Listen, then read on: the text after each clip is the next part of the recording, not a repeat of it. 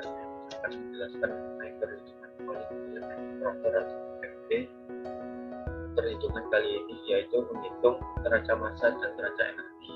Sebelumnya terlihat di sini ada gambar evaporator, terdapat heat masuk, kemudian ada vapor yang keluar dan liquid yang keluar, serta ada steam yang masuk dan keluaran berupa kondensat. Namun pada neraca massa ini, steam yang masuk tidak dimasukkan ke dalam perhitungan karena steam ini tidak bercampur pada evaporatornya, sehingga didapatkan untuk neraca massa totalnya yaitu F sama dengan V plus L. Selanjutnya kita masuk ke dalam data pengamatan FFP. Untuk data pengamatan ini sudah disediakan, namun nanti kita akan mendapatkan data ini setelah kita melakukan praktikumnya.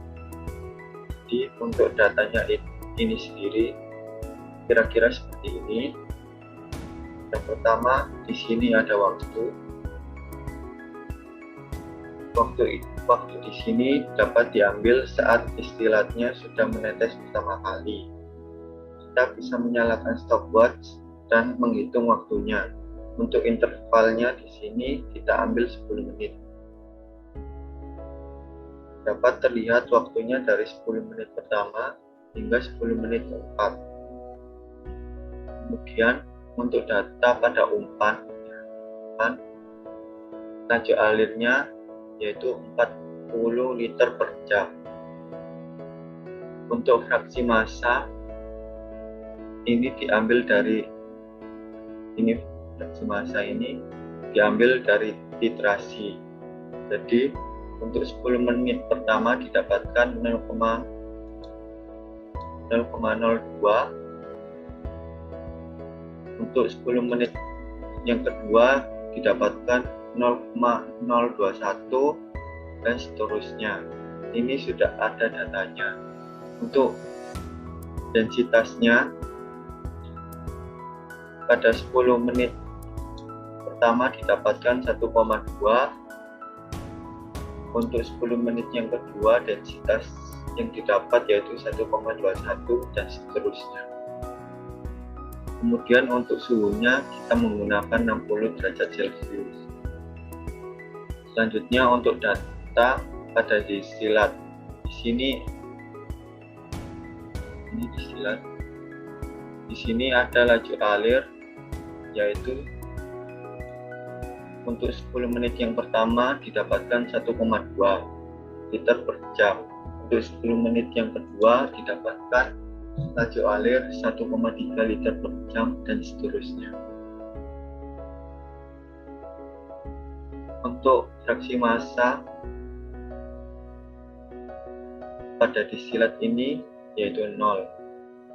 Untuk densitasnya itu sendiri kita dapat menghitungnya dengan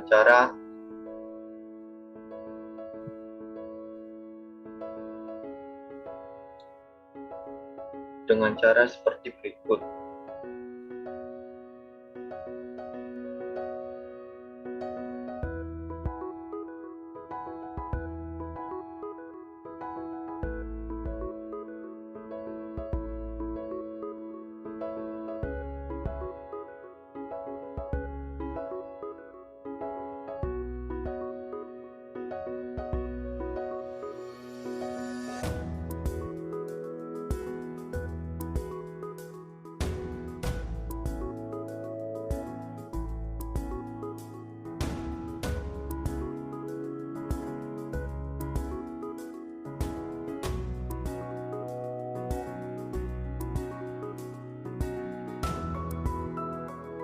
Kira-kira seperti itu cara menghitung densitasnya dan didapatkan data sekian.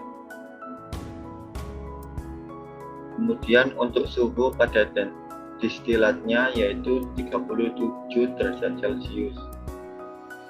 Selanjutnya untuk data pada produk,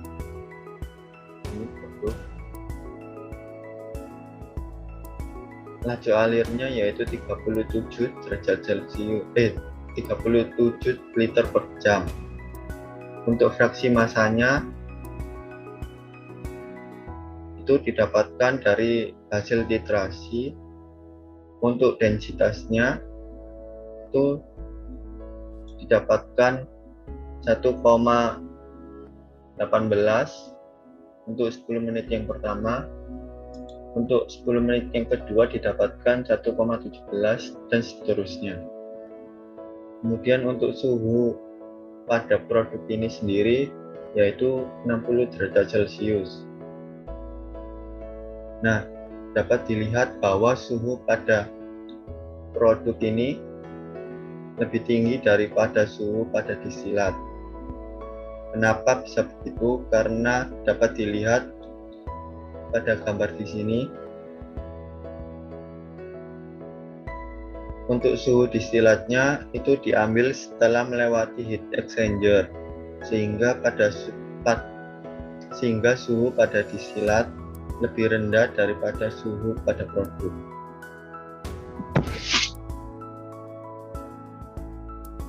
Selanjutnya kita dapat menghitung neraca massa total mulai dari 10 menit yang pertama hingga 10 menit yang keempat. Untuk cara perhitungannya sama saja, jadi kita tinggal mengulangi step pengerjaannya pada 10 menit yang berikutnya. Nah, di sini untuk komponennya yaitu ada H2O dan ada MgCl2. Yang pertama kita akan menghitung umpannya. Untuk fraksi massa MgCl2-nya sudah diketahui yaitu 0,5.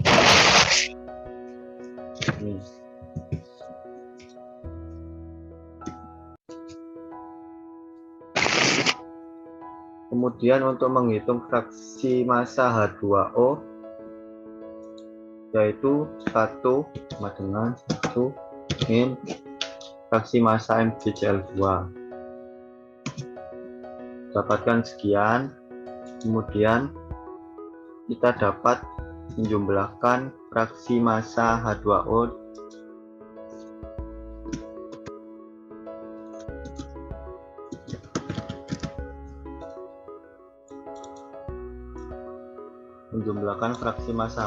dengan fraksi massa MgCl2 didapatkan 1.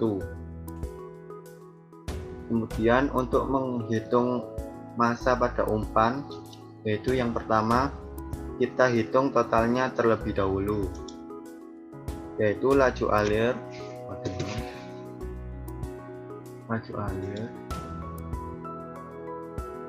dikalikan dengan densitasnya,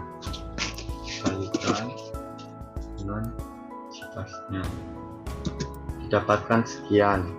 Kemudian kita dapat menghitung massa H2O, yaitu fraksi massa dikalikan dengan total massanya. Jadi massa H2O sama dengan fraksi massa dikalikan dengan total massanya, dapatkan sekian.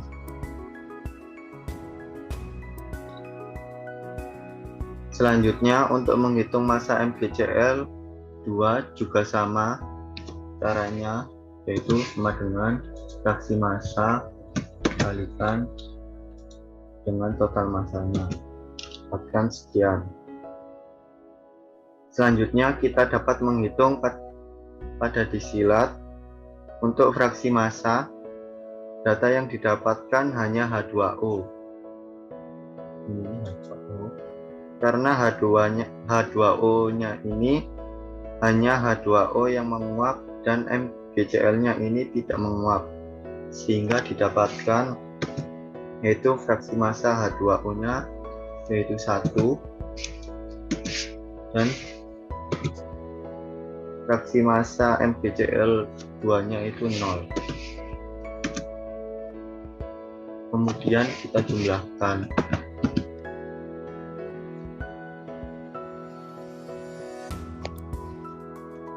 Dapatkan sekian. Untuk menghitung massa pada distilat, yaitu yang pertama H2O. Massa H2O ini yaitu sama dengan laju alir dikalikan dengan densitasnya, didapatkan sekian. Dan untuk massa MgCl2 nya yaitu 0. Kemudian kita bisa jumlahkan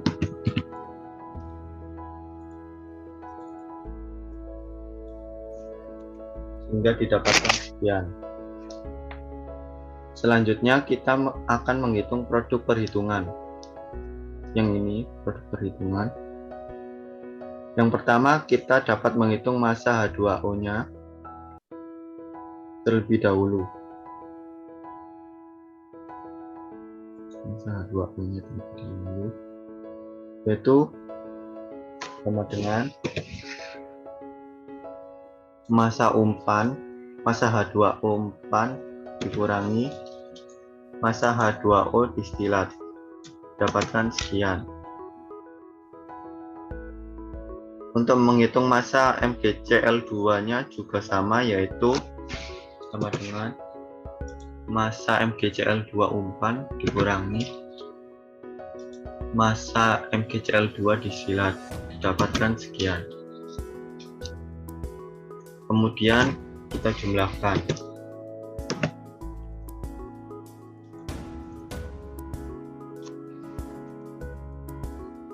Didapatkan sekian. Untuk menghitung fraksi massanya, ini fraksi massa. Fraksi massa H2O yaitu massa H2O dengan massa H2O dibagi dengan total massanya. Ini dengan total massanya. Didapatkan sekian. Begitu juga untuk fraksi massa MgCl2 yaitu sama dengan massa MgCl2 dibagi dengan total massanya, didapatkan sekian. Kemudian kita jumlahkan.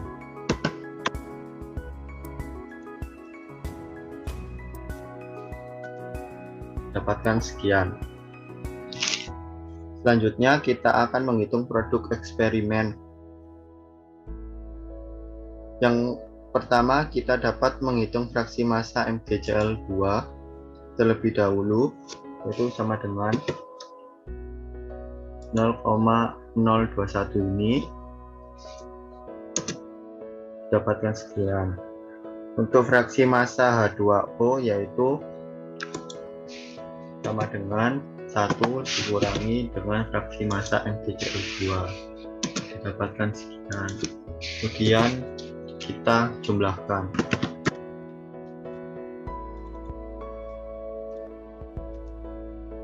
Didapatkan sekian. Untuk massa pada produk eksperimen ini, yang pertama kita dapat menghitung totalnya terlebih dahulu, dengan yaitu laju alir dikalikan dengan densitasnya, dapatkan sekian. Untuk menghitung massa H2O yaitu fraksi massa H2O dikalikan dengan total massanya, dengan fraksi massa H2O dikali dengan total massanya, dapatkan sekian. Begitupun dengan massa MgCl2 yaitu sama dengan fraksi massa MgCl2 kali dengan total massanya, dapatkan sekian.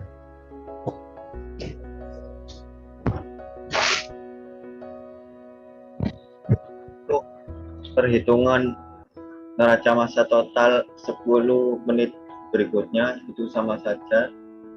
Caranya tinggal kita mengikuti step-step yang tadi. Setelah mengisi data dari 10 menit pertama pertama hingga 10 menit yang keempat, kita dapat membuat tabel perhitungan dan pengamatan. Nah, di mana di sini ada tabel waktu pengamatan, kemudian fraksi massa MGCL 2 produk pengamatan, fraksi massa MGCL 2 produk perhitungan, dan error.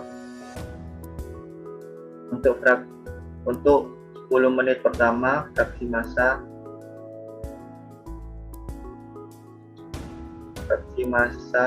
MGCL 2 pengamatan didapatkan 0,021. Ini dari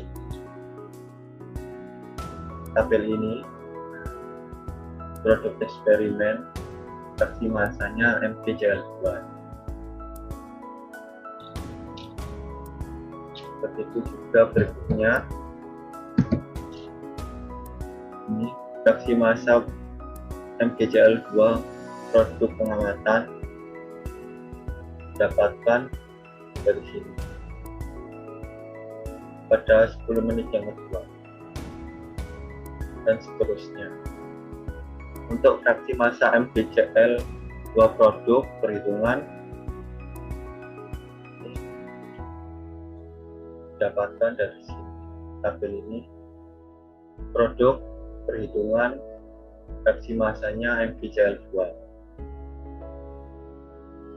dapatkan sekian, dan fraksi massa MGCL 2 produk perhitungan pada 10 menit yang kedua juga didapatkan sekian, dan seterusnya.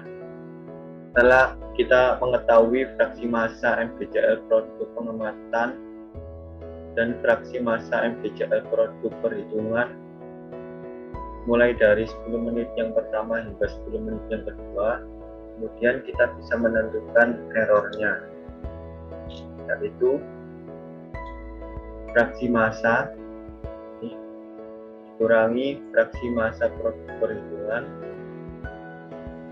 dipangkatkan 2, didapatkan sekian. Sama seperti yang sebelumnya, pada 10 menit yang kedua juga sama. Jadi fraksi massa MGCL produk pengamatan dikurangi fraksi massa MGCL produk perhitungan dipangkatkan 2, didapatkan sekian. Setelah kita mengetahui error dari 10 menit yang pertama hingga 10 menit yang keempat, maka kita dapat menentukan rata-rata errornya, yaitu average ini mulai dari 10 menit yang pertama hingga 10 menit yang keempat dapatkan sekian.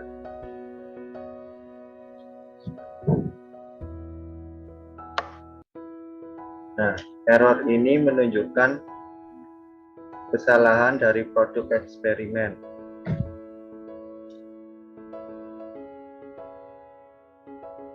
Jadi jika error kita 0,% bisa dikatakan eksperimen kita sesuai dengan teori perhitungan yang ada.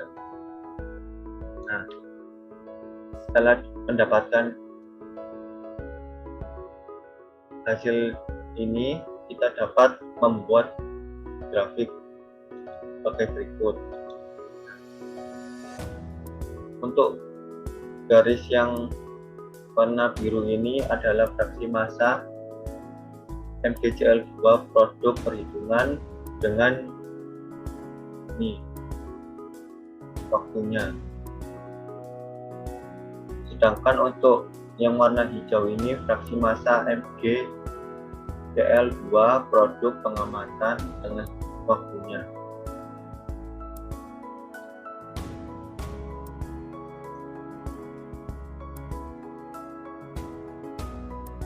Nah, setelah dimasukkan didapatkan sebuah grafik sebagai berikut.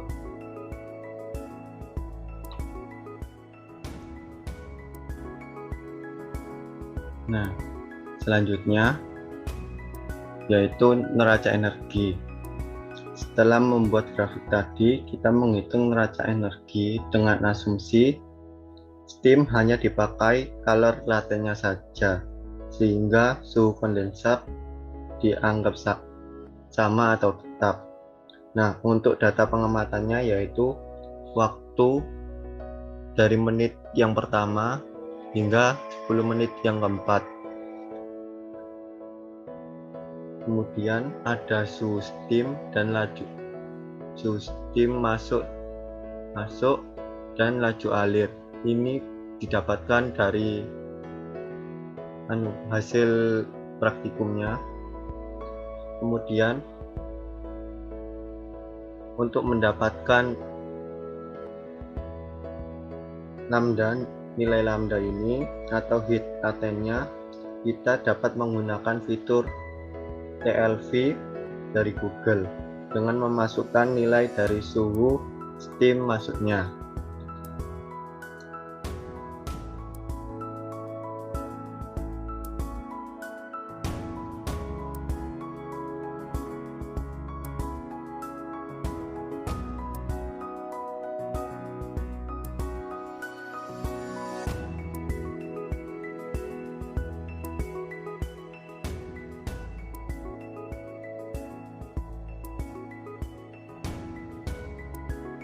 Kemudian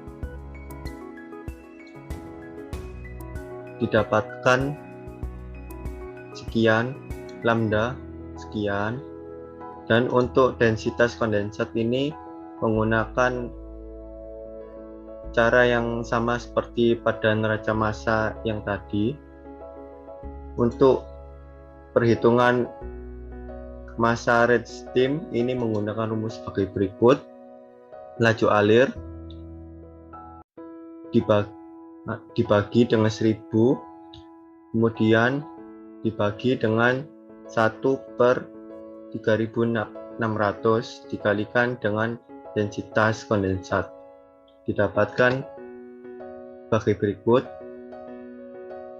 Untuk 10 menit yang kedua hingga 10 menit yang keempat menggunakan rumus yang sama. Untuk mencari Q-rate itu menggunakan rumus sebagai berikut, yaitu lambda dikalikan dengan massa rate ini, massa rate steam, didapatkan sekian. Untuk 10 menit yang kedua hingga 10 menit yang keempat menggunakan rumus yang sama. Kemudian Q total yaitu menggunakan rumus sebagai berikut, Q-rate dikalikan dengan 10/60, dapatkan sekian. Untuk 10 menit yang kedua hingga 10 menit yang keempat menggunakan rumus yang sama. Setelah didapatkan Q total 10 menit yang pertama hingga 10 menit yang keempat, kita dapat menjumlahkan Q totalnya, kemudian didapatkan sebagai berikut.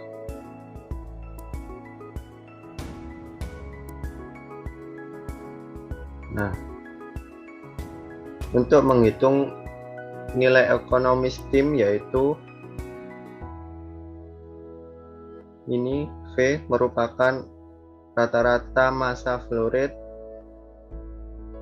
dari vapor dilihat dari disilat, kemudian S ini merupakan rata-rata mass flow rate dari steam dilihat dari kondensat. Nah, ini didapatkan dari total massa pada disilat pada 10 menit yang pertama, kemudian ini yang kedua dan berikutnya. Kemudian hasil dari total massa disilat dari 10 menit yang pertama hingga 10 menit yang keempat di rata-rata didapatkan hasil sekian. Kemudian S ini adalah rata-rata dari mass rate steam ini dari 10 menit yang pertama hingga 10 menit yang keempat, dapatkan sekian. Nah, kemudian setelah didapatkan rata-rata dari V dan S, kemudian kita bisa menghitung nilai ekonomi STIM-nya, yaitu V per S. Itu didapatkan V ini 1,2417 dibagi dengan 18,17, didapatkan 0,68 ini.